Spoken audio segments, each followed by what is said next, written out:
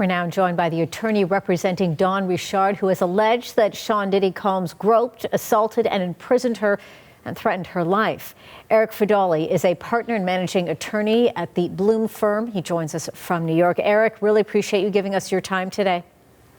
Thanks for having me. Your make of this now. In the last 24 hours, Sean Diddy Combs has been arrested. He's been charged. He's been denied bail by the judge, so he remains in custody. Walk us through what this means now. This, we know, we're talking about a situation that spans 16 years. Yeah, it's certainly been a whirlwind 24 hours, and we are absolutely in support, and we're encouraged by the actions of the Department of Justice here in the United States. We support their inference that there should be detention without bail, and of course we support the judge's decision there.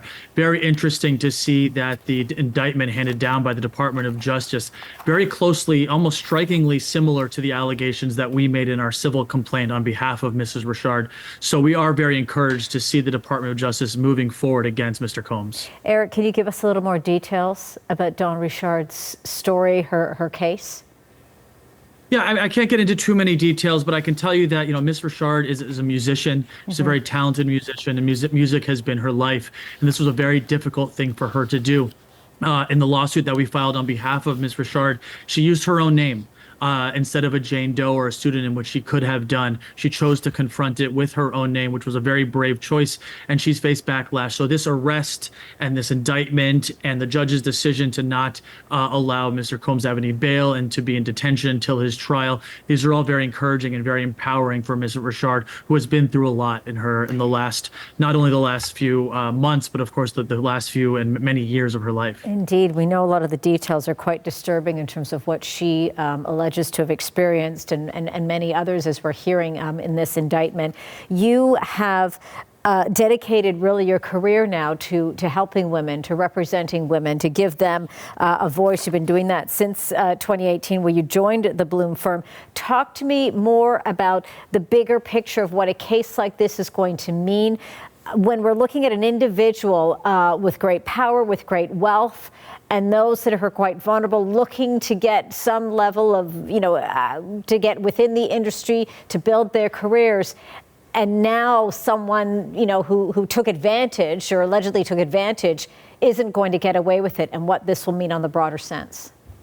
I'm so glad you asked me that, because as someone who has represented victims of high-profile individuals and very powerful individuals throughout my career, I've seen the toll it takes on these victims and the courage it takes to finally come forward. You see it in the music industry, you see it in the modeling industry, you see it in Hollywood. Anywhere where there's a serious and drastic imbalance of power, you unfortunately see this type of behavior. And it takes so much courage for the victims to come forward and make accusations against the type of people who control their careers. Mm-hmm. What you do see, however, what's so encouraging is what we call sort of collective empowerment, where someone like Miss Richard or someone like Miss Ventura, who made the original allegations against Mr. Combs, they come forward. And what you see is almost a ripple effect of other victims, not necessarily of the same perpetrator, but other victims of other powerful individuals having the courage and feeling empowered to come forward against them. And you see that all the time with these types of lawsuits and these types of allegations against really powerful individuals. It has been talked about that there are similarities between this case and the R. Kelly case. R. Kelly, of course, being convicted for his crimes. Are systemic issues being addressed, or is this going to lead to more of that, those systemic issues being addressed? I hope so. I hope anytime there's accountability that results in positive change. Mm-hmm. The only way to make change is to hold those who are in power accountable when they act badly.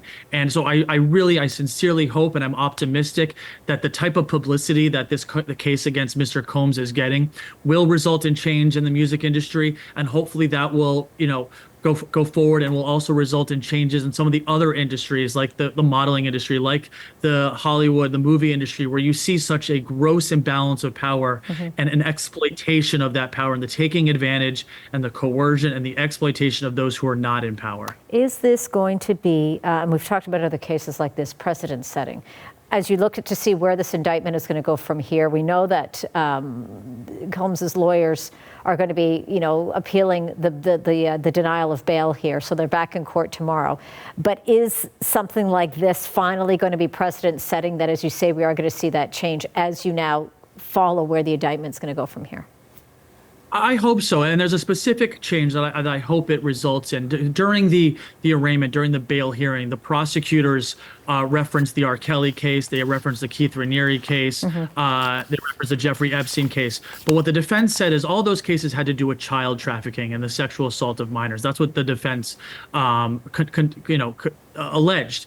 What's interesting, though, is the judge still said that Mr. Combs, despite this not having anything to do with minors, that it's sex trafficking against adults, still should be held without bail, should be held into detention before trial. And I think that could be a good precedent, because I think one of the problems we see is there's unfortunately a presumption that, if it's two adults, that it must have been consensual, that how are adults coerced into sex trafficking? And it's a very unfortunate reality that adults all the time are coerced, forced, fraudulently induced into sex trafficking and sex trafficking tactics. So I hope that this case and perhaps this initial decision from the judge will set a precedent that this is that this type of thing is not okay, and that adults can be trafficked and induced and fraudulently coerced into such terrible things. Eric, we're going to be following this case very closely as we know things continue in court tomorrow. Thank you so much for this. Eric Fidoli is a partner and managing attorney at the Bloom firm representing Dawn Richard. Eric, please give Dawn our best and tell her